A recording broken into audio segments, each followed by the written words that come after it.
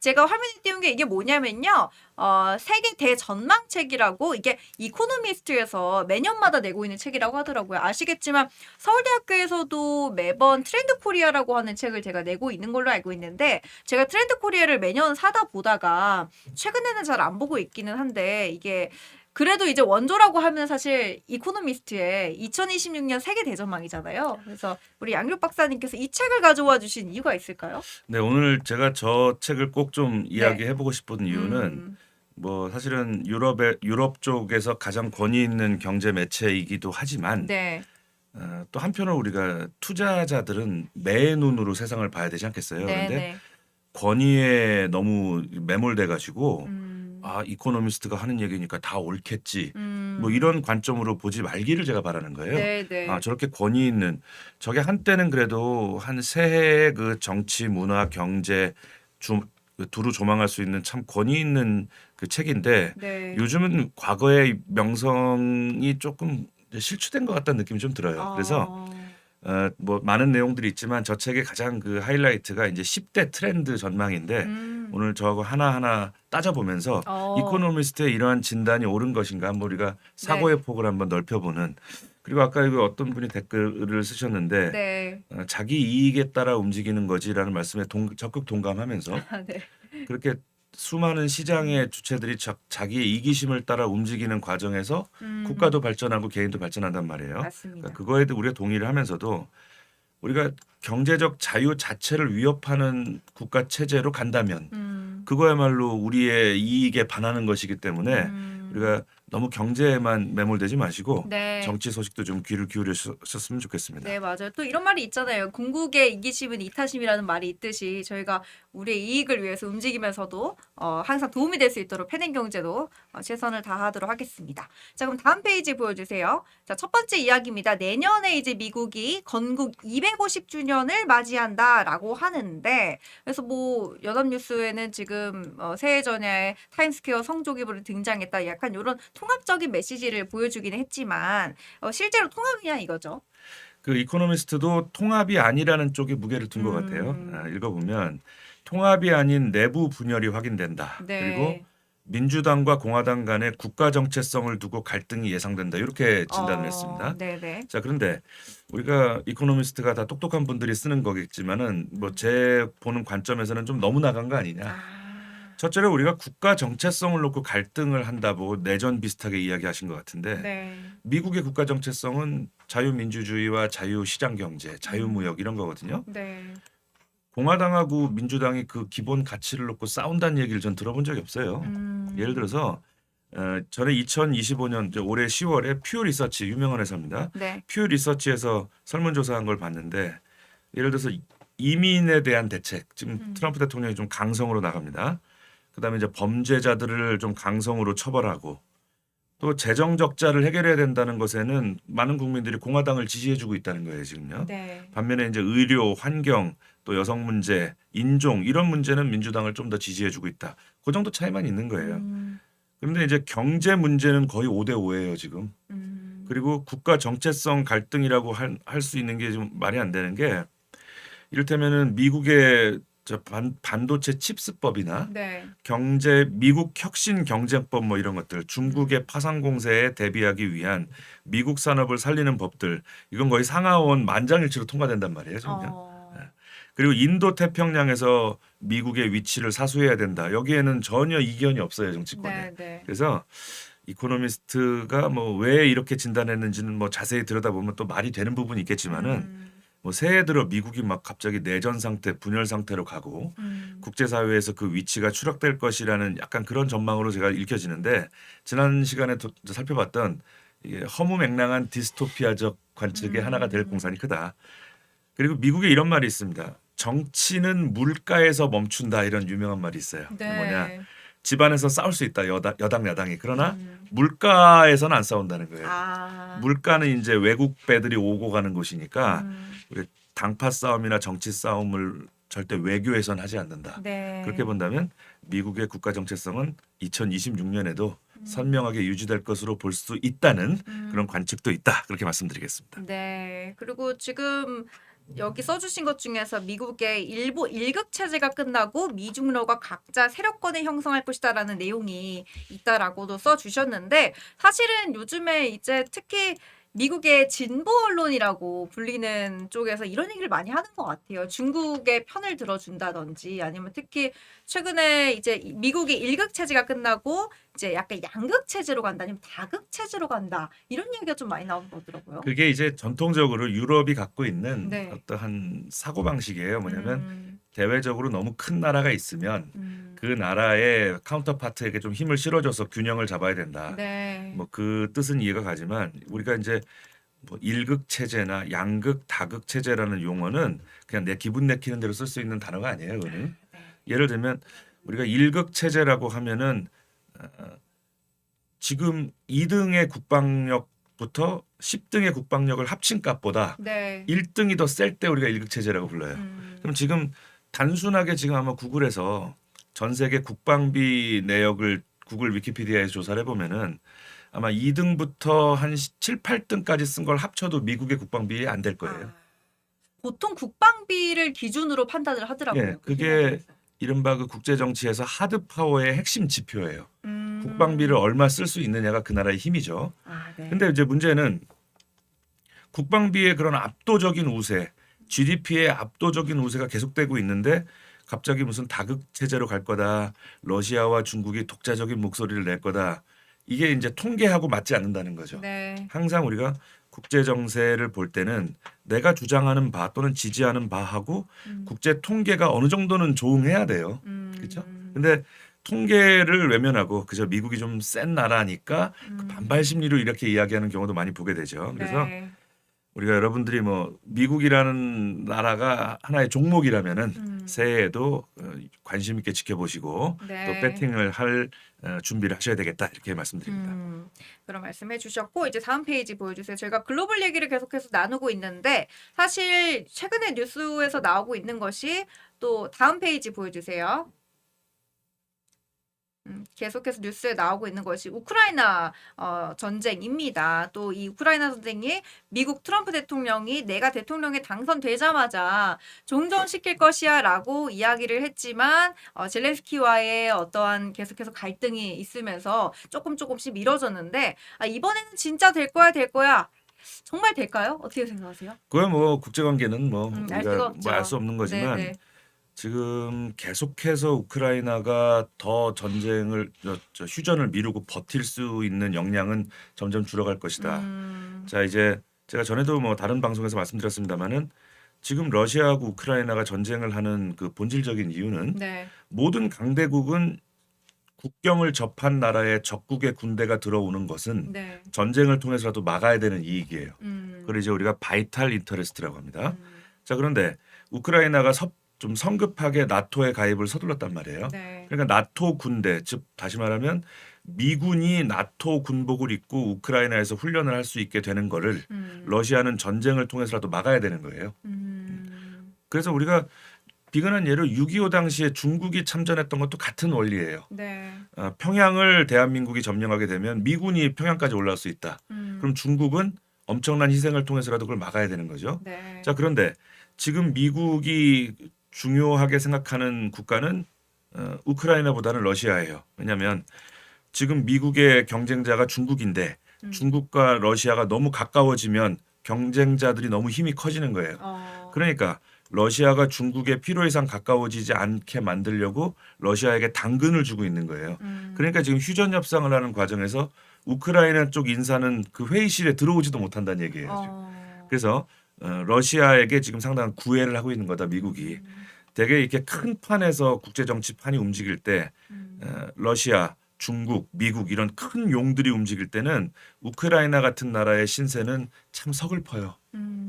그냥 우리 체스판에서 조랑말 버리듯이 그런 신세가 된다. 그래서 우리가 뭐 종전이 언제 될지 모르겠지만 가까워지고 있다. 저는 그렇게 진단을 하고요. 네. 뭐 경제 정치를 떠나서 우리도 우크라이나 신세가 되지 않으려면 한미 관계에 좀 더 신경을 써야 되겠다. 네. 그렇게 말씀드립니다. 그런데 지금 여기 적어주신 것 중에서 우크라이나뿐만이 아니라 또 수단도 있고 미얀마도 있고 이렇게 분쟁이 계속 이어지고 있다라는 건데 사실 이렇게 또 써주셨거든요. 사이버 공간과 우주가 새로운 전장이 될 것이다. 아시겠지만 주식 입장에서도 우리 이종호 네. 멘토님 또 여러 가지 스페이스 X라든지 상장을 앞두고 있는 기업들이 있고 또 뒤에서도 설명을 해 주시겠지만 우크라이나 전쟁 관련해가지고 종전이 되게 되면 또 새롭게 주목받을 주식도 있고 또 여러 가지 관심이 있을 것 같은데 이 종전이 주식시장에 어떤 큰 변화를 가져올 거다 이렇게 보시나요? 개괄적으로? 큰 변화를 갖고 오죠. 어. 갖고 올 수밖에 없죠. 왜냐면은 우크라이나 종전이 되면 네. 러시아나 우크라이나 같은 경우는 어떻게 본다면 전쟁을 계속적으로 하고 있으니까 재건이나 이런 부분에서 멈춰 있는 부분이 큽니다. 뭐 대표적으로 우크라이나 같은 경우도 뭐 도시 파괴나 이런 부분이 많이 됐던 부분이나 네. 러시아도 그런 부분을 하루빨리 어떻게 보면 빨리 재건을 하려고 하는 부분이 있기 때문에 건설기계 관련 종목들이 계속적으로 종전 얘기만 나올 때마다 어느 정도 상승 랠리가 나와줬던 모습도 나왔고 네. 그리고 제일 중요한 거 러시아랑 우크라이나가 종전이 되면은 그거에 따라서 이제는 그 부분이죠. 네. 이제는 유가가 안정화가 되냐 안 되냐 이거에 따라서 뭐 음. 그거에 따른 관련 종목들의 뭐 변동성이나 이런 부분이 더 생길 가능성은 있다라고 생각이 들고 있고 네. 또 긍정적인 모습세가 많습니다. 뭐 우리나라 같은 경우도 뭐 현대차 같은 경우도 원래 러시아랑 우크라이나랑 전쟁하기 전에는 네. 러시아의 점유율이나 이런 부분이 많이 있었던 부분이 있었는데 이 전쟁으로 인해서 러시아에 이제 진출 못하고 있는 부분이 있는데 그런 부분까지 해결이 되면은 이제 자동차 산업이나 이런 부분이 더 올라갈 가능성은 있기 때문에 이 러시아 우크라이나 종전에 대해서 기대를 많이 하고 있죠. 우리나라 증시도.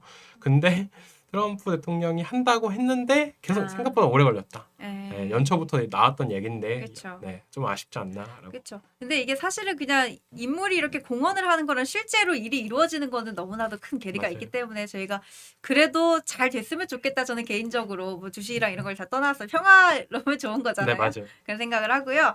자, 다음 페이지 보여주시면 이게 제가 최근부터 아니라 옛날부터 이제 신문을 보면 항상 나온 게 유럽의 우경화. 유럽에 뭐 극우 정당이 득세하고 있다. 뭐 이런 기사들 많이 보게 되는데 특히 이제 뭐 독일이라든지 뭐 여러 가지 국가들에서 이제 정말 진보 정권은 끝났고 유럽은 정말 우경화되고 있다. 사실은 이것뿐만이 아니라 경제 정책에서도 그렇고 또 옛날에 주장했던 탄소 중립에서 멀어지는 정책도 그렇고 유럽이 좀 많이 변하고 있다는 생각을 하는데 이코노미스트가 이번에 정말로 극우 정당 득세에 대한 이야기를 좀 했다라고 해요. 어떤 얘기죠? 자, 이런 겁니다. 네.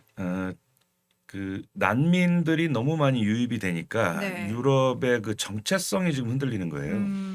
난민 출신들이 뭐 국가 요직에 들어가기도 하고요. 네. 또 그 소위 우리가 말하는 PC주의. 그러니까 예를 들어서 난민이 어떤 범죄를 저지르는 것에는 무척 관대하면서 네. 그러한 죄를 저지르는 난민을 비판하는 사람들에 대해서는 매우 가혹한 잣대를 들이대는. 그래서 이번에 미국이 국가안보 전략에다가 유럽을 뭐라고 아주 멸시했냐면 저거 무너져가고 있는 문명이다. 네. 본디 우리가 미국과 유럽은 기독교 베이스로 한 문명인데 네. 지금 이게 과연 기독교 믿는 그 유럽이 맞느냐. 너무 급진적으로 변했죠, 최근에. 그래서 최근에 뭐 그 메리 크리스마스란 말도 한동안 못 썼어요, 미국에서. 네. 해피 할리데이로 하자. 왜냐하면 메리 크리스마스 그러면 기독교인들만을 위한 그거 아니냐. 그래서 그 트럼프 대통령이 그런 것에 반감을 느끼고 있는 네. 미국의 그 중산층의 입장을 대변해서 대통령이 된 거예요. 네. 네. 그 대통령이 되자마자 일기 때 뭐라고 했냐면 오늘부터 내가 대통령이 됐으니까 네. 메리 크리스마스란 말을 어디에서든 할 수 있게 하겠다. 거기에서 막 기립박수 터지고 그랬단 말이에요. 자, 그러니까 네. 지금 이 유럽에서의 격동이라는 것을 우리가 극우파와 상식 있는 사람과의 갈등 국면으로 볼 것이냐? 아니다. 유럽의 전통적인 크리스찬이즘, 기독교 중심의 그 사고 방식과 난민이 몰려 들어오는 것의 그 또 대치로 볼 것인가? 저는 그것을 극우로 보진 않는다는 입장이에요. 왜냐하면 극우라는 것은요.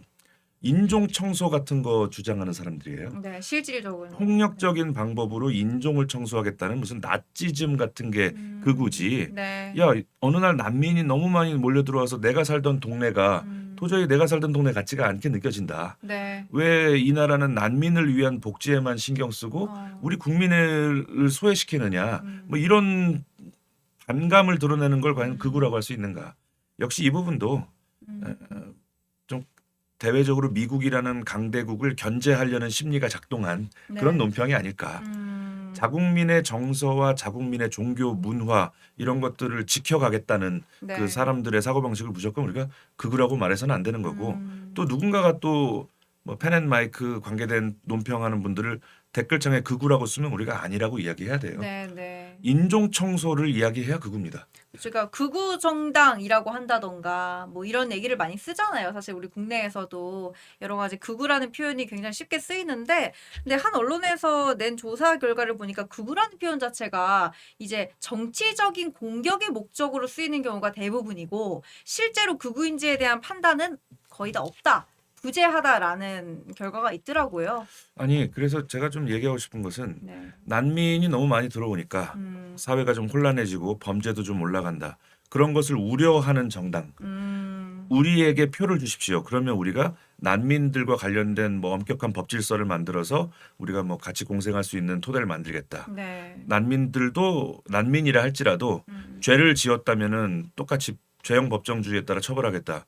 이런 주장만 해도 지금 온라인상에서는 극우가 된단 말이에요. 네. 그래서 우리가 잘못된 호칭에 대해서는 바로 잡아야 돼요. 우리가 자꾸 누가 극우라고만 하면 자꾸 저 너무 나약해져 가지고 말이야.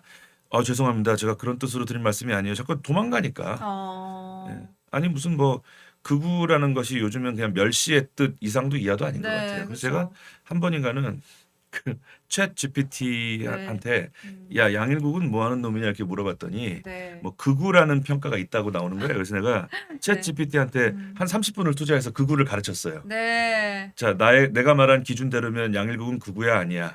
물론 그렇게 본다면 극우가 아닐 수도 있겠지만 뭐 보편적인 평가로는 뭐 극우일 수도 있다. 끝까지 챗 GPT가 우기더라고요. 네. 챗 GPT가 근데 생각보다 좀 고집이 있어요. 그래서 아니 네. 이것도 약간 상술인가 봐요. 아, 그런 네네. 식으로 사람들이 챗 GPT랑 싸우게끔 유도하는 것 같아요. 근데 아. 싸우다 보니까 막 이렇게 혈액 순환도 개선되는 것 같고 네. 뭔가 이렇게 좀 전투력이 올라간다는 느낌이 네, 들더라고요. 네. 우리 마이무스님께서 무엇보다 2026년 국제 질서에 역행하지 말아야 합니다. 현실적으로는 국제 질서가 대단히 크게 작동합니다. 뭐 주식 시장도 마찬가지인 것 같고 대부분이 다 그런 것 같아요.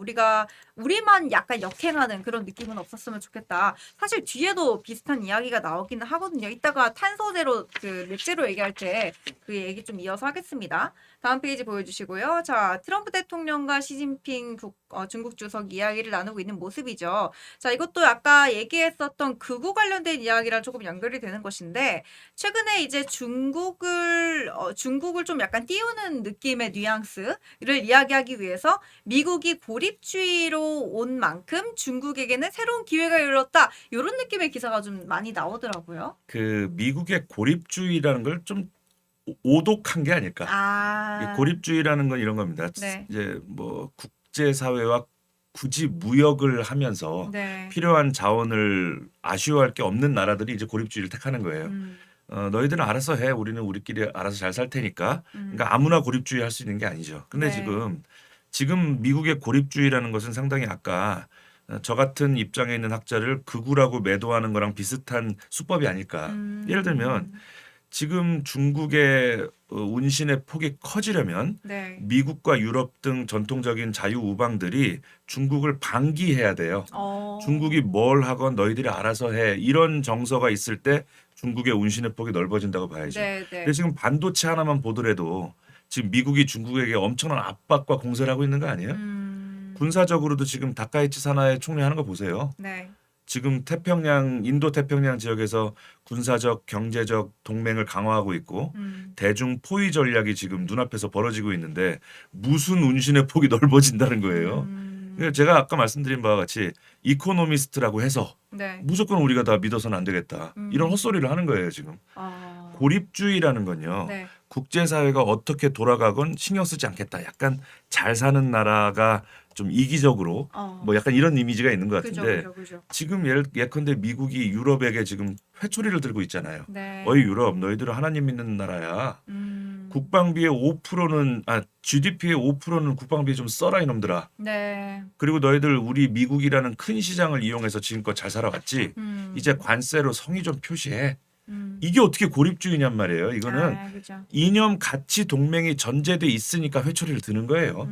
이걸 가지고 미국이 저 혼자만 살겠다고 고립주의를 택하는 그런 나라로 묘사하는 것에 동의할 수 없습니다. 아, 네, 좋은 말씀 해주셨네요. 정말로 이게 저도 느끼는 게 뭐 WSJ라든지 정말 유망한 그 월드스트리트 저널이라든지 뭐 또 CNN이라든지 BBC라든지 약간 요런 우리가 신문 같은 거 볼 때 상당히 미국의 비판적인 그런 기사들을 많이 보게 되는데 주로 대부분의 이제 신문 출신 인터넷 기사들이 대부분 좀 약간 좌성향이 조금 있다라는 생각이 들잖아요. 그러니까 왜냐하면 언론의 특성상 조금 그런 부분이 있기는 한데 저희가 좀 걸러서 봐야겠다 이런 생각이 들면서 최근에 폭스뉴스가 많이 약진을 하고 있던데 이런 보수 성향의 글로벌 뉴스들이 많이 같이 전장에서 뛰어서 균형을 맞춰줬으면 좋겠다. 그래서 구구라는 표현이 너무나도 이렇게 통용돼서 사용되지는 않았으면 좋겠다 이런 생각이 개인적으로 들면서 왜냐면 저희 펜앤마이크 같은 경우에도 검색을 하면은 그런 얘기가 많이 나오거든요. 근데 저희는 정말 노력을 하고 있는데 좀 균형이 좀 맞춰졌으면 좋겠다 이런 생각을 그러니까 합니다. 꼭 우리 하나만 명심하면 돼요. 네네. 극우는 네. 폭력과 전쟁 수단을 옹호할 때 극우라고 해요. 네네. 그리고 나치의 600만 명 유태인 학살을 지지한다든지 미친놈들이 극우예요. 그거는 아. 우리 네네. 그 일반적인 정상적으로 여기다 우리 멘토님이나 진행자님이나 음. 정상적으로 다 교육받고 또 전과도 없으실 거고 네네. 이런 분들을 상대로 극우라고 하는 거예요. 우리가 단연코 그것은 아니라고 말해야 된다. 반발해야 합니다. 네, 네. 맞습니다. 요즘 다음 뭐 페이지. 그런 민도 있잖아요. 극도로 우월한. 아, 극우라고 하는 거 오히려 칭찬이다 이런 네, 표현도 맞아요. 있더라고요. 극도로 요즘에는. 우월한. 얼마 전에 보배도 네. 보수의 배신자 뭐 이런 말도 아. 있던데.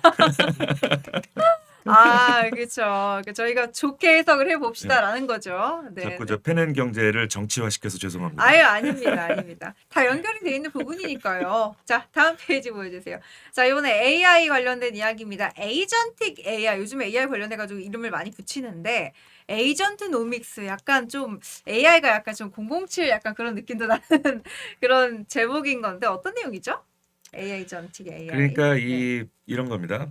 이코노미스트가 지금 새해에 이제 AI 산업은 여전히 우리 글로벌한 이슈가 될 거다. 네, 네. 그리고 이제 AI가 단순히 뭐 사람과 채팅창에서 대화를 하는 수준을 떠나가지고 뭐 우리 인간사의 모든 문제를 멘토링할 수 있을 정도의 네, 수준으로 네. 발전할 거다. 뭐 네. 이렇게 전망을 해놨는데 이거는 좀 약간 우리 이정우 멘토님하고 저랑 생각이 좀 다를 수 있는 부분인데 이따 얘기 한번 들어볼게요. 저는 AI가 매우 매력적인 상품이라는 데 동의하고 네. 저도 사실은 급하게 논평이나 강의 준비할 때 챗GPT나 구글 제미나이를 같이 한번 견줘보기도 해요. 네. 그리고 제가 몰랐던 사례나 역사적인 사건 같은 거를 네. 인공지능의 도움으로 찾을 때는 참 편리한 도구다라고 생각은 하면서도 이거 뭐더라 하면 바로 알려주잖아요. 그리고 이런 거 있어요. 네. 과거에 내가 오늘 하려는 얘기에 적합한 사례가 과거에 있었는데 그 사람의 이름이 생각이 안 나거나 맞아요, 그게 맞아요. 어느 나라 사건이었는지 헷갈릴 때 맞아요. 참 도움이 되고 우리 인류를 풍요롭게 할 좋은 상품이라는 거에 동의하면서도 그러면 AI가 있어갖고 그럼 양일국의 강연의 방향이나 네. 논평의 방향을 AI가 알려줄 수 있느냐는 거예요. 원래 양일국이 하던 대로 하는 건데 네. 뭐 약간 도구 정도로 이용하는 것이 아닌가. 저의 경우 AI가 등장하기 이전과 이후에 나의 삶이 드라마틱하게 바뀌었느냐라고 하면 그건 아닌 것 같아요. 물론 이제 드라마틱하게 바뀌는 업종이 있을 거예요. 네, 네. 이를테면 저 작곡하는 분들, 네. 음악하는 분들은 거의 AI의 도움이 없으면 그 작업을 못 한다고도 얘기하더라고요. 네. 그런 분야에 따라 조금씩 체감하는 건 좀 다르겠지만 저는 과거에 MP3가 처음 나왔을 때 네. 또 인터넷 초고속 인터넷이 나왔을 때와 마찬가지로 이제 이것이 하나의 노멀이 되겠지만 이전과 이후가 근본적으로 달라질 정도의 획기적인 변화냐 거기에 대해서는 좀 신중론이에요. 그래서 막 뭐 보통 되게 AI 같은 거 기사 검색하면 네. 벌써 CG가 막 저래. 맞아. 무슨 막 엄청난 그림이 나오고 막 맞아. 스타워즈 공상 영화 같은 거 막 네. 엄청나게 생길 것처럼 그렇지 않을 수도 있다. 저는 그렇게 이야기하고 싶습니다. 우리 이종호 멘토님은 어떻게 생각하세요? AI가 정말 획기적이긴 하나 나의 그런 거를 바꿀 정도 그건 아니다라고 하셨거든요. 먼 미래는 되겠죠. 어, 되겠죠. 근데 네. 지금부터 뭐 에이전틱 AI 시대의 서막이다 뭐 이렇게까지 하는 거는 되게 빨리 나가는 것 같아요. 에이전트까지는 아니다. 네, 그러니까 뉴스나 뭐 시장에서는 되게 빨리빨리 뭐 에이전틱 AI 뭐 쉽게 얘기하면은 네. 우리가 기존에 뭐 챗 GPT나 이런 부분은 우리가 명령어나 이런 부분 알기 쉽게 하는 건데 네. 에이전틱 AI 같은 경우는 자기가 알아서 이렇게 그죠. 하는 부분이잖아요. 네, 네. 근데 솔직히 말해서 AI가 얼만큼 내 자신을 알까? 그러니까 아. 밀접한 연관성이나 이런 데이터가 좀 많이 쌓여야 되지 않을까라는 생각이 들고 있고 아직 약간 섣부른 감은 있겠지만 그런 부분에 있어서 뭐 나중에 언젠가는 되겠죠. 하지만 이 AI 시대에 맞춰서 AI에 너무 의존하는 시장이 되면은 뭐가 문제냐면 사람들이 되게 멍청해질 수도 있어. 맞아요. 예, 옛날이랑 지금을 비교해 보면 핸드폰이 옛날에 없을 때는 진짜 번호 막 다 외우고. 예, 뭐 20개, 30개 외우고 다녔잖아요. 맞아요. 근데 요즘에는 진짜 뭐 그런 부분 하나도 안 외우는 부분도 있고 집 주소도 잘 안 외워. 그러니까 그게 되게 중요할 것 같아요. 내가 AI의 도움을 받으면서 내가 AI로 인해서 멍청해지는 것을 방지할 수 있는 그런 그 생활적인 리듬이라든지 이런 나 자신을 규제할 수 있는 거를 하는 사업이 생긴다 만약에 그럼 성공하지 않을까요? 네, 근데 AI 관련해 가지고는 네. 뭐 지금 뭐 다 붐이 불고 있죠. 네, 그러면서 네. 뭐 에이전트 AI에 뭐 이런 얘기도 나오고 있고 뭐 저런 얘기도 나오고 있는데 네. 저는 아직까지 AI는 지금 발전 단계다. 지금 뭐 학습하고 추론하고 있잖아요. 근데 그 단계 뭐 그다음에 뭐 에이전트 AI 시대는 아직까지는 조금 먼 미래지 않을까. 왜냐면 개인적으로 뭐 에이전트 AI가 되려고 한다라면 기본적으로 AI 관련된 안경이나 이런 걸 쓰고 다녀야 됩니다. 왜냐면 내가 행동이나 이런 부분을 데이터를 한 다음에 네. 그게 어느 정도 데이터베이스가 되고 내가 이제 어떤 다음번에 어떤 행동을 할 건지 아니면 그런 부분에 대해서 알려주거나 뭐 이런 부분이 될 수 있는 부분인데 그런 부분이 되려면 이것도 또 많은 학습이 필요하기 때문에 아직까지 먼 미래다. 그런 특수 안경은 네. 그 탐 크루즈 같은 사람들이나 필요한 거지. 아 너무 재밌을 것 같아요. 예, 뭐 그런 거 쓰고 다니면. 그 예를 들어서 막 제가 방송을 하는데 막 네. 그런 특수 안경을 끼고 네. 이정호 멘토님을 딱 쳐다보면 아 이정호 멘토가 오늘 땀을 얼마나 흘리고 뭐 땀을 얼마나 흘리고 있고 뭐 이러이러한 뭐 혈압이나 맥박으로 볼 때 이러이러한 뭐 주식을 평가할 것 같다 뭐 뭐가 필요하냐는 머리 거야. 아플 것 같아. 그냥 물어보면 되지 이정호 멘토한테. 이정호 그래서 멘토님 긴장하셨네요. 막 내가 그거 알고 응. 있고. 그리고 뭐 이런 것도 상상해 보는 거예요. 예를 네. 들면 남녀가 맞선을 보는데 네. 그런 안경을 통해서 상대방의 정보를 얻는 게 음.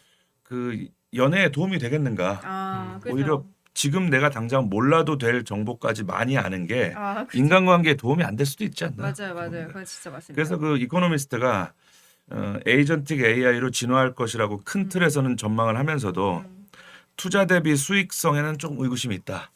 그리고 테크 버블이 붕괴되면 어쩌려고 그러느냐. 또 미래 일자리 감소 문제도 우리가 생각해야 된다. 이렇게 점잖게 훈수를 좀 두었습니다. 네. 저도 사실 AI를 쓰면서 자주 느끼는 것이 뭐냐면은 제가 예를 들어 어떤 정보를 찾아달라고 해요. 이런 사자성어가 있는데 너 혹시 기억나? 알려줘요. 그러면 얘가 또 거기서 더 나아가요. 그 관련해가지고 칼럼 하나 써줄까? 약간 이런 게 조금 그 뭔지 아시죠? 그러니까 네. 이건 내가 쓴 게 아닌데 만약 내가 얘한테 쓰게 했어요. 그러면은 박사님이라면 예를 들어 어디 강연을 나가실 때 얘가 쓴 칼럼으로 강연을 하기 싫잖아요. 그 자존심이 있지 않나요? 약간 아, 그죠?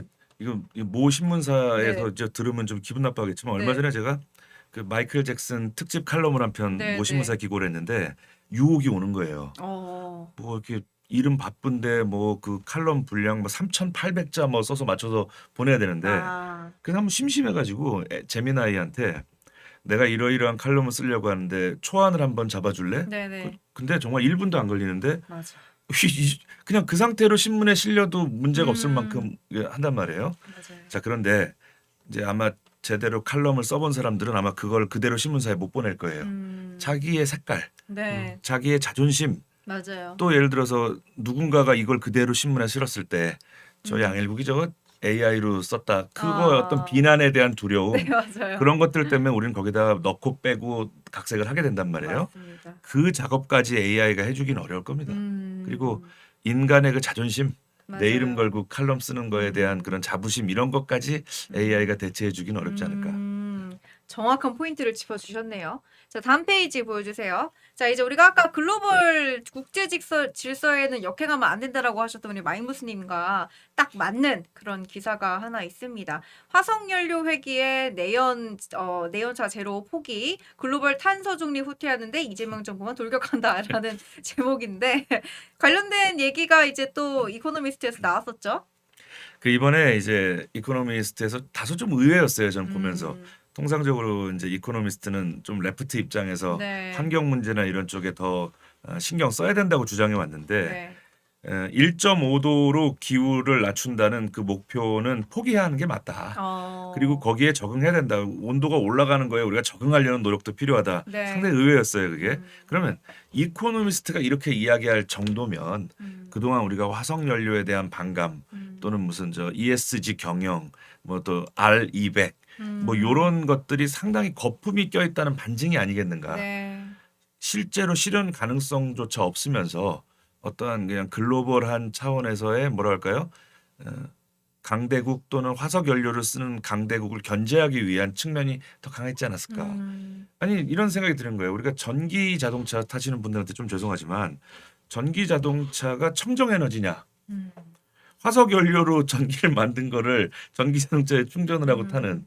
그래서 그런 만평이 많았어요. 그 환경주의자들이 이야기하는 그 모순 이런 것들. 네, 네. 그리고 또 이런 말도 들었습니다. 제가 어디까지 사실인지는 잘 몰라요.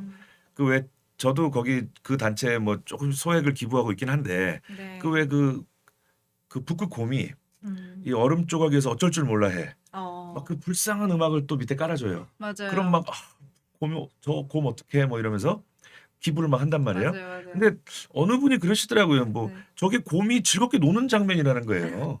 곰 입장에서는 그 얼음 조각에서 네. 이게 점프해서 돌아다니는 게 즐거운 놀이감이라는 수영도 거예요. 좀 예. 하는 걸로. 그리고 우리는 네. 또 곰이 물에 빠지면 야, 저 추운데 얼마나 네. 물이 차갑겠냐 그러는데 그렇지 않다 그래요. 곰에 그 지방층이 이렇게 있고 네. 이게 물이 스며들지 않는 무슨 네. 기름기 성분이 있어갖고 털도 두껍잖아요. 예, 우리가 생각하는 것처럼 그렇게 춥지 않다. 그래서 네, 네. 우리가 그 환경이나 네. 동물 애호 운동하는 것들을 우리가 좀 이제는 좀 냉정하게 객관적으로 봐야 되지 않나라는 이야기를 해주고 있는 겁니다. 그래서 탄소를 감축하려고 하기보다 네. 파괴된 환경을 회복할 수 있도록 노력하고 거기에 적응하는 게 중요하지 않겠느냐. 자, 그러니까 이재명 대통령이 정말 야심차게 우리가 앞으로 탄소를 이만큼 감축하겠다고 국제사회에 공언을 했단 말이에요. 네. 그러니까 상당히 좀 민망하게 돼버린 거죠. 조금만 기다렸다가 눈치 봐서 하지. 이코노미스트가 한 발 빼면요. 네. 앞으로 내년에는 많은 그룹들이 한 발 빼는 접근할 겁니다. 근데 그럴 수밖에 없는 게 전 세계 최강대국이 환경운동가들은 다 사기다 그랬어요. 스캠 그랬습니다. 네. 그렇게 미국이 으르렁대는데 얼마나 이걸 지속할 수 있겠어요. 우리나라 같은 경우에도 사실은 아시겠지만은 한 학자가 이거 지구온난화는 뭐 가짜입니다 이런 주장을 펼쳤는데 그 학자분이 우리나라에 딱 한 명 있거든요. 근데 그분이 한 주장을 SBS인가 공중파에서 굉장히 희화화하는 그런 다큐멘터리를 만들었어요. 그래서 그 온갖 그 주장에 대해서 반대하는 우리나라 주류의 환경 교수들이 나와서 이 주장은 틀렸다라고 반박을 하고 이 기후 온난화가 가짜라고 얘기한 그 교수의 말은 굉장히 조금 축소해서 굉장히 좀 웃기다는 것처럼 포장을 해가지고 다큐가 한번 딱 나왔었는데 이걸 보고 제가 우리나라는 이런 기조로 계속해서 흘러가고 있구나 한번 느낀 바가 있습니다. 그러니까 이런 거예요. 뭐 탄소 중립을 막 절규한단 말이에요. 환경운동가가. 네. 그리고 막 지구 온난화를 막 외치면서 막 눈물을 흘리는데 네. 그러한 내용의 강연을 하면서 야, 왜 이렇게 더워? 에어컨 좀 빵빵하게 틀어봐. 이러고 있는. 예. 그리고 뭐 예를 들면 그 과거에 유명한 책이 있습니다. 그 모든 저작권은 자유로워야 된다. 카피 레프트 그런 책이 있었는데 그 책 맨 마지막에 보면 이 책을 무단 전제하고 복제할 시에는 법에 처벌을 받습니다. 우리가 그런 진보 좌익의 네. 모순에도 이제는 우리가 객관적으로 눈을 떠야 되지 않을까. 에어컨부터 그거 얘기하라라는 참고로 우리 펜앤마이크 스튜디오 지금 난방 안 하고 있거든요. 맞아요. 저희야말로 진정한 환경주의자가 아닌가. 저희야말로 탄소 제로, 넷 제로를 지금 실천하고 있습니다. 자, 다음 페이지 보여주세요. 자, 비만 치료제 이제 사실은 대중화가 되고 있다. 이게 여기서도 다루고 있는 것 같은데 최근에 노브노디스크라고 하는 위고비를 만드는 회사에서 먹는 위고비까지 만들었다고 합니다. 경구용 만들게 되면 가격도 상당히 내려간다라고 하는데 여기 이코노미스트에서도 소개를 했다고요. 그렇죠. 이게 일단 알약 형태로 간편하게 복용할 수 있게 나올 거라고 예상을 했고요. 네. 또 이제 규모의 경제니까 가격이 싸지면서 세계 보건의 지형이 바뀔 거다. 이렇게 크게 아주 배팅을 했습니다. 네. 그리고 또 위고비가 지금 만성 비만에 따른 그 질병을 사전에 관리하는 효과가 부수 네. 효과가 있고 네. 또 얼마 전에 신문을 보니까 그 알코올 의존성을 끊지 못하는 분들한테도 상당히 도움이 된다 그래요. 그래서 맞아요. 제가 얼마 전에 그 이제 위고비가 꼭 필요해서 이렇게 다이어트 하고 있는 친구랑 밥을 먹었는데 네. 그 점심 시간에 그 중국집이었어요. 네. 점심 시간에 반주를 한 잔 했는데 보통 이 친구가 한 병 이상 비우는 친구인데 그 네. 고량주를 요즘 위고비를 먹으니까 네, 맞탱게. 술이 맛이 없다. 어, 그래서 제가 그때 알았습니다. 이 위고비는 위대한 약이다. 중독 성향 자체를 네. 그 낮춘다고 하더라고요. 저 술고래를 술을 안 먹게 만들었다. 그 자체로 제가 그 위고비 효과를 체감을 했는데 모르겠습니다. 그 위고비가 세계 국민 건강, 전 세계인들의 건강에 기여할지 그 뭐 좀 지켜봐야 될 거예요. 다만 약에 의존해서 자기 건강 관리를 하는 것이 바람직한 것인가 이런 질문도 우리가 해야 될 겁니다. 그쵸. 사실은 그렇게 저는 그게 장기적인 부작용이 사실은 50년, 60년 지켜봐야 된다고는 생각은 합니다. 사실 좋은 약들이 많았지만 알고 보니까 훗날에 뭐 임산부의 어떤 기형이라든지 이런 걸 높이는 그런 약들이 상당히 많았잖아요. 그래서 그 제 생각에는 네. 정말 우리가 이제 살을 빼고 다이어트가 필요하다 그러면 좀 운동하고 네. 그 정상적인 방법으로 빼는 것을 우리가 스탠다드로 놓고 뭐 경우에 따라 조금 뭐 이게 그게 힘든 분들한테 사용되게 하는 게 안전하지 않을까. 위고비가 앞으로 50년, 100년 뒤에 어떠한 부작용이 있을지 아직 모르는 상태 아니에요? 아니 비단 몇 년 전에 코로나 백신도 이제 대부분 인정하는 추세 아니에요. 네. 우리가 좀 너무 급하게 만들다 보니까 뭐 이러이러한 혈전이나 관련된 이슈가 있다고 이제서야 지금 인정하고 있고 네. 그런 측면. 그리고 그렇죠. 제가 전에 그 우리 이채정 진행자분하고 되게 깜짝 놀랐는데 네. 저녁을 한번 같이 먹었는데 오늘 내가 점심을 먹었다. 그래서 저녁을 먹을 수가 없다. 그래서 거의 음식을 거의 먹지 않는 거예요. 그래서 그러니까 위고비에 앞서서 네. 그런 인간의 의지 이런 것을 더 고양시키는 그런 네, 네. 문화적인 것도 있어야 되지 않을까. 네, 네. 모든 걸 약에 의존하는 사회가 네. 바람직하지 않다고 봅니다. 저는 요즘에 이제 1.5끼 조금 더 먹긴 하는데, 근데 이런 거 있습니다. 전날에 좀 많이 먹었어요. 그럼 다음날은 아예 안 먹어요. 그 정도로 그런 거는 좀 해야 관리가 되기 때문에 기본적인 그런 거긴 한데, 근데 직업상 어쩔 수 없는 거고, 그냥 우리 평론가님이나 멘토님처럼 만약에 나는 주식이 먼저다 아니면은 좀 학자로서의 그런 게 먼저다 하면은 굳이 위고비까지 먹으면서 할 필요가 있을까 저는 생각을 하고, 또 위고비가요 한 번 먹으면 평생 먹어야 된대요. 끊으면 다시 돌아온대요. 그러니까 위고비 자체도 네. 중독이 있는 거 아니에요? 네. 그래서 이게 사실은 잘 모르겠습니다 저는. 하지만 주식의 입장에서는 굉장히 유망한 섹터라는 거. 네, 왜 유망할 수밖에 없는 네, 게 네, 네. 이게 우리가 다들 알다시피 비만이나 이런 부분이 네. 되게 전 세계적으로 다 심각합니다. 우리나라뿐만 아니라 네. 미국 같은 경우는 더 심각하다고 볼 수가 있는데 음. 미국에서부터 유행을 탔다라고 볼 수가 있어요. 네. 그러면서 이제 우리나라로 넘어오면서 됐는데 음. 이게 한번 맞으면 또 멈출 수 없는 게 네. 다시 뭐 요요 현상이나 이런 부분도 돌아온다라고 하는 부분도 있고 맞이거나 이랬을 때 살이 빠지는 게 몸소 체험이 되고 있습니다. 네, 네. 그렇기 때문에 지금 우리나라에서도 인기나 이런 분이 많다라고 볼 수가 있고 이게 이제 먹는 유고비로 바뀌면은 가격적인 측면이 더 싸지는 거죠. 기존의 주사 형태에서 이제는 경구 치료제로 바뀌는 부분은 가격이 워낙 싸지고 대량 생산이나 이런 부분이 원활하게 될 수가 있기 때문에 네. 더 선풍적으로 인기가 끌 가능성도 있고요. 그 얼마 전에 이재명 대통령이 뭐 탈모랑 비만 관련해 가지고도 네. 언급을 했었잖아요. 네. 뭐 그런 부분을 언급했었는데 그래서 뭐 주식시장에서도 뭐 탈모나 비만 치료제 관련 종목들이 한 번씩 날뛰었던 부분이 네. 있지 않나라고 말씀을 그쵸. 기억납니다. 정말. 근데 이제 정말 탈모 치료제 나오면 대박 날 것 같긴 해요. 그렇게 많다고 하더라고요. 탈모가 네. 그 의료보험을 해준다 그랬잖아요. 네. 되게 애매합니다. 그쵸. 그 질병으로 탈모를 보느냐. 그 치료제가 없어요. 어. 그러니까 늦추거나 약간 이렇게 되는 거지. 그러니까 평생 먹어야 되는 무릎이잖아요. 근데 치료할 수가 없는 부분이 있기 때문에 조금 그렇지 않나라고 생각이 들고 있고 탈모도 뭐 탈모약이 그렇게 안 비쌉니다. 요즘엔 트렌드가요. 모든 걸 다 질병으로 보는 것 같아요. 심지어는 노화까지 질병으로 보잖아요. 왜냐면 노화를 이겨야 된다라는 그 의지를 설정을 하려면 네. 우리가 그 평생 동안 살아야 된다라는 의지를 설정을 하려면은 노화까지 질병으로 코드로 넣어야만 그런 연구가 좀 더 수월해지기 그러네. 때문에 여러 가지 논의가 있는 것 같은데 지금 현실적으로 봤으면 좋겠다. 아니 네. 제 친구가 일찍 탈모가 왔어요. 그래서 네, 이제 네. 아예 빡빡 깎고 다니는 네. 그 친구가 있는데 그 친구랑 지방에 일이 있어서 같이 가서 이제 기차를 KTX를 탔는데 네. 같이 앉으려고 했는데 어떻게 하다 보니까 앞뒤로 앉게 됐어요. 어. 표가 없어가지고. 근데 네. 그 친구 옆에 정말 승려분이 앉으신 거예요. 어. 그래서 승려분이 아니라 승려분. 스님이 앉은 거예요. 네. 그러니까 그때 그 친구의 그 당혹스러운 표정을 보면서 네. 그 친구의 주장이기도 했습니다. 이 탈모와 관련된 것은 이제 복지 차원으로 접근해야 된다. KTX 타고 가는데 가뜩이나 탈모도 서러운데 옆에 스님이 앉아갖고 같이 무슨 저 동반 뭐 하는 같은 뭐. 네네. 두 번째 떠오른 장면은 예전에 BBC에서 네. 그 생로병사의 비밀이었나 같은 그 다큐멘터리가 유명한 게 하나 있었는데 음. 이제 노화의 메커니즘을 이제 현대 과학이 규명했다. 네. 그래서 이제 노화를 의학적으로 막을 수 있는 날이 머지 않았다. 여기까지 설명을 해주고 마지막에 아마 그 뭐 하이드 파크겠지. 그 영국의 그 공원에 네. 이렇게 와인잔 하나 딱 와인을 채워가지고 들고 나가. 그래서 물어봐요. 그 행복한 연인이 있어. 네. 자, 이 잔을 마시면 영원히 살 수 있다. 마시겠느냐? 그러니까 연인이 건배하면서 딱 마셔요. 네. 그리고 영원히 살고 싶다는 거야. 또 구석에 또 어떤 할머니가 한 분 앉아 계신데 네. 할머니 이거 드시면은 영원히 살 수 있어요. 그러니까 거부해요. 네. 그러면 자막이 이제 올라가는 거야. 이제 끝나면서 죽음도 삶의 일부다. 뭐 그런 철학적인 감동까지 주더라고요. 근데 노화가 질병인가? 글쎄 그건 네. 좀 아마 그 주식과 별도로 네. 네. 그거는 우리의 철학적인 논쟁이 좀 필요한 거 아닌가 이거? 그쵸, 그쵸. 이 말 자체가. 예. 제가 내일 모레 이제 50인데 네.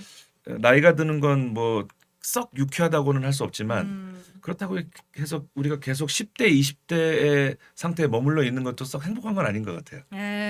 여러 가지 나이가 먹고 죽고 뭐 이런 것도 다 순환의 논리다. 나이가 먹고 죽고를 얘기하면서 왜 날 쳐다봐? 아니에요, 아니에요. 자, 우리 시나모트님 안녕하세요. 다음 페이지 넘겨주세요. 저희가 지금 워렌 버핏 이야기도 해야 되는데 빨리 가야겠습니다. 자, 이거는 내용만 소개해 드릴게요. 미국이 이제 인구 구조가 급격히 변화했다. 관련된 내용이 또 보고서 관련된 기사가 하나 있어서 제가 가져왔는데 미국에서 지금 인구 구조 변화가 트럼프 2기 행정부의 강경한 이민 정책 변화에 주로 기인했다라고 이제 보고서 월스트리트 저널에서 이제 CBO가 낸 미국 의회 예산국이 낸 보고서를 발표를 한 내용입니다. 그래서 이민 정책을 반대를 해가지고 인구 구조가 변화했고 특히 7월 불법 체류자 추적 및 구금을 위한 예산을 확대하는 세금 지출 법안을 서명했는데 이걸로 인해서 2035년까지 약 32만 명의 인구 감소가 발생할 것이다. 봤다고 하는데요. 뭐 어떻게 보세요? 그럼 이민 감소로 인구 증가 멈춘다 그러면 이민을 늘리면 되죠. 아무 문제가 아닌 걸 자꾸 문제처럼 보도하는 것이 아닌가.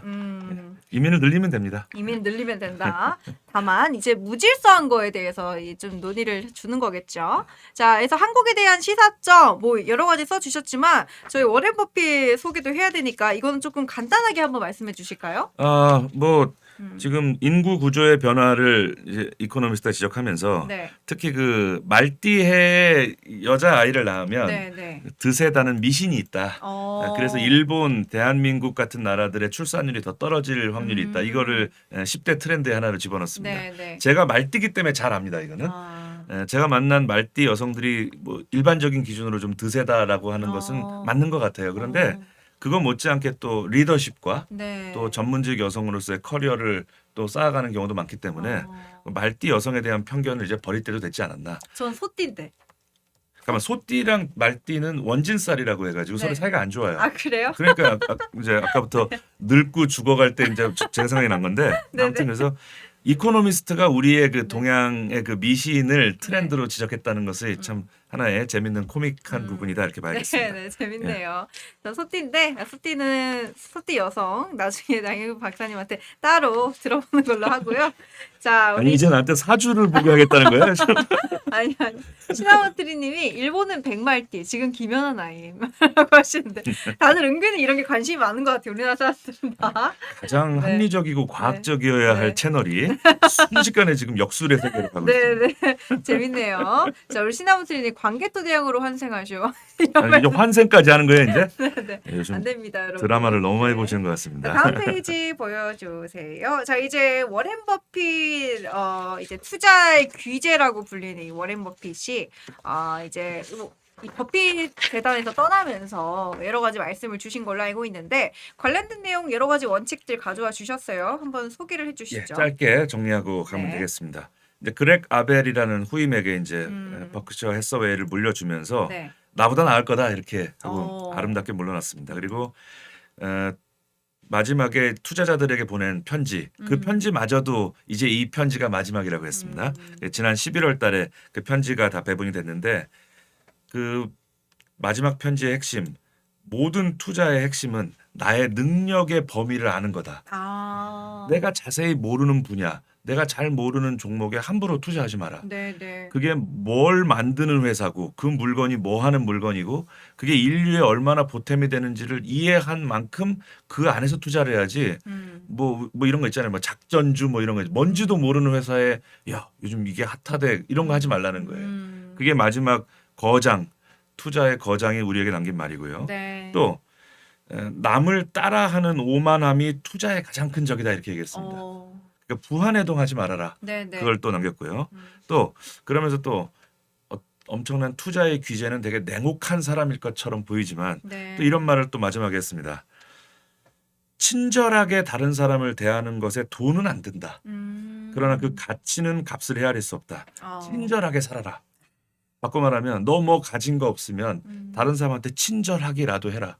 그게 너에게 새로운 기회를 줄 거다. 네. 이런 이야기를 또 했습니다. 또 그리고 진정한 유산, 레거시라는 것은 돈을 물려받는 게 아니다. 내가 좋아하는 사람이 나를 좋아해야 된다. 그게 유산이다. 네. 저 사람이 날 참 좋아해 줬으면 좋겠는데 예를 들면 내 아이가 좀 크리스마스에 나랑 좀 아빠랑 좀 놀아줬으면 좋겠는데 지네 친구들하고만 놀아. 그럼 그 유산이 없는 거랑 똑같은 거다. 슬프네요. 예. 뭐 제가 며칠 전에 경험한 것이죠. 그리고 네. 마지막 네, 편지의 마지막에는 네. 나를 싫어했던 분들도 행복한 추수감사절이 되길 바랍니다. 이렇게 썼습니다. 노장의 뒷모습이 참 인간적이고 아름답다. 그런 생각이 들었습니다. 듣다 보니까 그냥 대인배가 되라는 건 느낌이 좀 드는데요. 근데 네. 이게 대인배라는 네, 게 네. 사실은 그런 것 같아요. 예전에 제가 80년대 90년대 학교 다닐 때는 네. 그냥 도덕 시간에 이런 사람이 되라고 너무나 당연하다는 듯이 가르쳤거든. 근데 요즘에 이런 얘기 하면은 너 대인배나 뭐 이렇게 약간 네. 남에게 친절한 사람이 되라. 그게 뭐 그렇게 어려운 건 아닌 것 같아요. 제가 볼 때는. 그렇죠. 근데 참 그게 친절이라는 게 요즘에는 되게 약간 좀 착한 거가 되게 바보 같다라는 그런 얘기를 많이 하잖아요. 그런 점이 있을 네. 수 있는데 여기서 말한 친절이 약간 바보같이 착하라는 뜻은 아닌 것 같고 이로움을 그저 위한. 잘 웃고 이런 겁니다. 이제 인생을 살면서 내 부고장에 네. 어떤 내용이 적힐지도 좀 생각하면서 살아라. 그쵸, 친절 얘기를 그렇게 얘기했거든요. 그러니까 예를 들면은 제가 방송을 그만두고 이제 타게 했는데 우리 이정우 멘토나 이채정 네. 진행자가 그 양일국이 그거 뭐 이런 식으로 평가한단 말이에요. 그러면 그거는 유산을 못 받은 거랑 똑같다. 아예 저는 꼭 그 많이 좋은 말을 하겠습니다. 뭐 상당히 말을 더듬네. 말 잘하시는 분인데. 자, 그다음에 워렌 버핏 하면 우리가 네네. 잊지 말아야 될 것이 네네. 투자의 4대 원칙이 네. 있습니다. 무조건 투자는 가치 투자를 해야 한다. 저점에 사서 제 가치를 찾을 때까지 기다리는 거다. 그게 투자다. 자, 그럼 여기서 이제 이정우 멘토님의 현실적인 이야기를 들어보겠습니다. 그렇죠. 자, 가치 투자. 우리가 얘기 듣기에는 굉장히 좋다라고 이야기를 하지만 실제 우리 개미 투자자들이 가치 투자를 하기는 상당히 쉽지가 않잖아요. 근데 성향 차이인 것 같아요. 그러니까 팀들은 현금을 들고 있는 거에 대해서 불안함을 느끼면 안 됩니다. 그러니까 지금 워렌 버핏도 은퇴하기 전에 진짜 최고 현금 보유를 막 했다라고 얘기가 나왔었잖아요. 네. 그러니까 되게 여유롭게 합니다. 지금은 내가 생각하기엔 비싸다. 난 기다릴 거다. 안 오면 안 오는 대로 기다리는 거고 그런 것도 투자라고 볼 수가 있는데 네. 지금 개인 투자자 같은 경우에 너무 그런 게 있잖아요. 남들 다 돈 버는데 내가 돈 갖고 있으면 뭐 하나. 그래서 막 다 묻지마 매수나 이런 부분이 되게 안 좋다라고 볼 수가 있고 얘기한 것 중에 제일 좋은 거는 내가 알고 있는 회사나 이런 부분을 투자를 하라고 하잖아요. 근데 우리나라 사람들은 약간 반대입니다. 물리고 나서 공부를 해요. 사고 나서 이 회사 야, 이것도 경험이야. 이건 사고 나서 이 회사 좋은지 안 좋은지 그때부터 이제 검색하죠. 네. 괜찮은 것 같네. 팔아야 되나 말아야 되나 하면서 더 공부를 하게 되는 거죠. 네. 약간 반대다라고 볼 수가 있어요. 그러니까 어떻게 보면 워렌 버핏이 하는 말이 다 맞는다라고 볼 수가 있고요. 처음에는 투자 막 하시거나 막 이랬을 때는 워렌 버핏 하는 얘기가 되게 안 들립니다. 저 사람 1년에 한 10% 20%밖에 수입 못 내잖아. 이렇게 무시를 하는데 그거를 네. 죽을 때까지 한 사람. 그리고 워렌 버핏도 이거는 틀렸어. 워렌 버핏이 한 말 중에서 얘는 실패로 판명 났어라고 얘기 많이 하잖아요, 사람들이. 약간 그런 것도 있죠. 근데 네. 결론적으로 네. 나중에 가면 다 맞아. 다 맞았던 경험도 있었고 어. 물론 막 지금 이번에 막 미국 시장이랑 약간 다르게 움직였죠. 막 네. AI 관련돼 가지고 그런 쪽에는 약간 투자를 안 했어요. 왜냐 자기는 그쪽에 잘 모른다라고 얘기를 했었고 어. 많이 들고 있는 종목 중에 하나가 코카콜라입니다. 어. 워렌 버핏이 워낙 좋아하고 그거를 거의 30년 넘게 들고 있었던. 그러니까 배당으로서만 해도 그 가치나 이런 부분을 인정받았던 부분이 있기 때문에. 제가 마시는 걸 또 좋아하는구나. 네. 그 워렌 버핏의 네. 두 번째 투자의 원칙이 바로 코카콜라 이야기입니다. 어. 그 해자라고 하죠. 성 주변에 연못을 파나요. 적들이 아. 함부로 넘어오지 못하게. 어. 그 해자가 있는 기업에 투자해라. 음. 바꿔 말하면 코카콜라나 애플처럼 독점적인 지위가 있는 회사에 일단 투자하는 게 안정적이다. 어. 여기에 대해서 약간 찬반 논쟁이 있기는 해요. 네. 야, 그러면 독점적인 시장에서 지배력이 있는 회사를 이렇게 너도나도 밀어주면 그 공정하지 않는 논쟁이 있을 수 있는데 코카콜라를 대체할 게 한동안 없었죠. 펩시콜라가 대체할 수 있나? 펩시도 사실은 그 근데 미국의 전 유명한- 글로벌로 따지면 비슷한 것 같아요. 어느 나라는 코카콜라가 네. 제가 매출액만 놓고 보면 네. 코카콜라가 매출액은 더 위일 거예요. 그런데 이제 어. 우리가 아직도 이런 게 있어.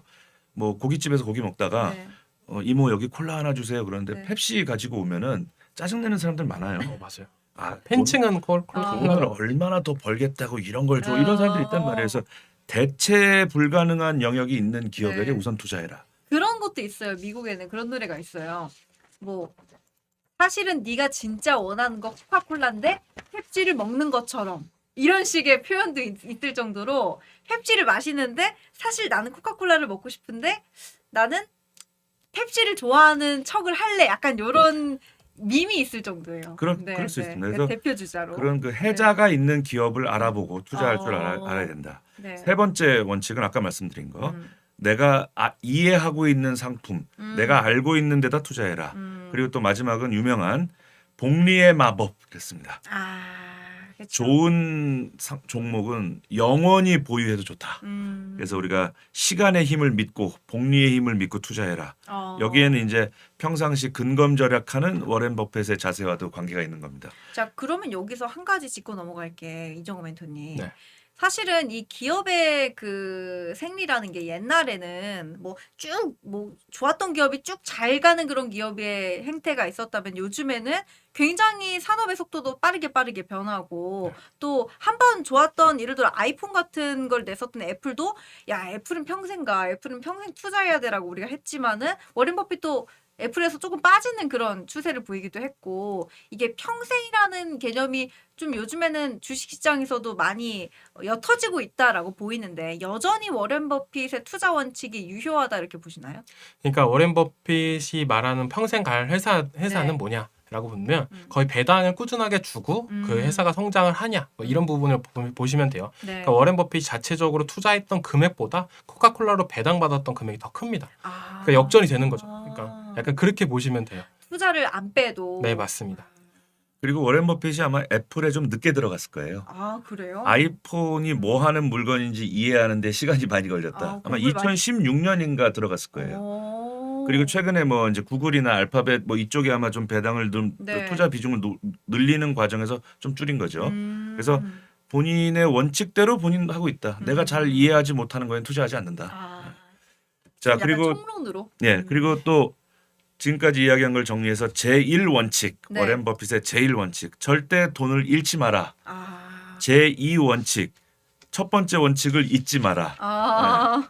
이런 약간 뭐 유머 네. 코드가 좀 들어간 네, 얘기죠. 그리고 네. 또 워렌 버핏이 세 가지 모범을 보인 게 있습니다. 첫째는 99% 이상 사회에 기부하겠다고 약속했어요. 그리고 네. 은퇴하면서 재단에 기탁하는 형식으로 해서 어. 약속을 지켰습니다. 대단한 사람인 것 같아요. 그 사람 돈을 그렇게 평생 많이 벌고도 되게 작은 방에서 되게 검소하게 살았다고 하더라고요. 그 실제라고 하더라고요. 네. 출근할 때 저 햄버거 사가지고 네. 출근하는데 어. 요즘은 경기가 좀 안 좋아서 2.7센트짜리 뭐 달러를 먹는다. 경기가 좀 괜찮으면 3달러짜리 먹는다. 뭐 이러더라고요. 아, 진짜 버는 사람이 더 하네. 그다음에 또 이분이 우리 저 펜앤 경제와 네. 비슷한 네. 그러니까 단기 투자나 도박 이런 거 네. 하지 마라. 어. 생산적인 기업을 알아보고 투자하는 방법을 무료로 교육하고 다녔어요. 아. 그래서 많은 사람들이 우리 저 펜앤 경제적 네. 자유를 얻었다. 어. 그리고 항상 이 사람은 평판을 중시했습니다. 이거는 네. 사실 약탈적 주식판에서는 보기 힘든 미담이죠. 네. 이렇게 얘기했습니다. 좋은 평판을 만드는 데는 20년이 걸리지만 망치는 데는 5분이면 충분하다. 어우 참 무서운 말씀. 요즘 대한민국을 보면 또 네. 이런 말이 또 네. 떠오르기도 하고. 우리 아빠였으면 좀 무섭다는 생각이 드네요. 좀 풀어줬으면 좋겠는데 너무 엄격할 것 같아. 그 네. 자녀들에게도 네. 대학도 다 졸업했고 하니까 네. 너희들은 이제 먹고 살만하지 않느냐. 아빠 제발 그러지 마. 그런 얘기를 하고 싶네요. 자, 그래서 이제 시간이 이제 네. 많이 지났으니까 제가 그의 네. 어록 몇 가지만 제가 소개하는 것으로서 네. 제 순서를 마치겠습니다. 첫째, 당신보다 나은 사람들과 어울려라. 그러면 점점 그들과 닮아갈 거다. 되게 우리가 익숙한 사람, 편안한 사람들하고 연말에 어울리기 쉽잖아요. 네네. 좀 우리 이정우 멘토님이나 이런 좀 나보다 많이 알고 능력 있는 사람하고 어울리는 것이 좋다. 또 다른 사람들이 어떤 종목에 욕심을 낼 때 두려움을 느껴야 한다. 네. 그리고 다른 사람들이 두려움을 느낄 때 욕심을 낼 줄 알아야 한다. 이런 멋있는 말도 했습니다. 또 그리고 오늘 네가 나무 그늘에 앉아 쉴 수 있는 것은 오래전에 누군가가 나무를 심었기 때문이다. 네네. 그 마지막, 정직은 아주 비싼 재능이다. 어. 싸구려 사람들에게 그런 비싼 거 기대하지 마라. 음. 경제 논리로 또 도덕을 설명했습니다. 음. 또 잠자는 동안에도 돈이 들어오는 방법을 빨리 배워라. 아. 안 그러면 너 평생 죽을 때까지 일해야 된다. 네. 뼈 때리는 수많은 어록을 남기고 이렇게 주식 시장, 투자 시장의 거장이 이렇게 또 네. 은퇴를 했습니다. 우리 무기수지가 그플님이 과연 버핏 센세. 아직 우리 이영희님은 부자가 더하는 게 아니라 아무나 그런 삶을 살 수는 없어요. 맞습니다. 자. 그래서 제가 햄버거 먹는 거는 어느 정도 따라할 수 있지 않을까. 네. 햄버거랑 코카콜라 정도는 제가 네. 따라할 수 있을 것 같고요. 저 이렇게 표정 지으면서 이렇게 하시는 이 정도 따라하는 걸로 만족하고 저는 이제 열심히 쓰는 삶도 좋아합니다. 자, 그러면 저희 우리 양일국 박사님 오늘 여기서 보내드리고 새해 복 많이 받으시고요. 저희는 새해에도 어차피 내년에 또 만날 거니까 우리 박사님과 여러분 덕담 많이 남겨주시고 우리 버핏 초기에 행동주의 투자하다가 된통 욕먹고 바뀐 거임. 그래요? 잘 모르겠는데 어쨌든 뭐 버핏도 여러 가지 시행착오가 있었겠죠. 근데 어쨌든 굉장히 오랜 기간 투자를 공부한 걸로 알고 있습니다. 아주 아이였을 때부터. 우리 박사님 오늘도 좋은 정보 나눠주셔서 감사합니다. 새해 복 많이 받으세요. 예, 새해 복 많이 받으십시오. 네.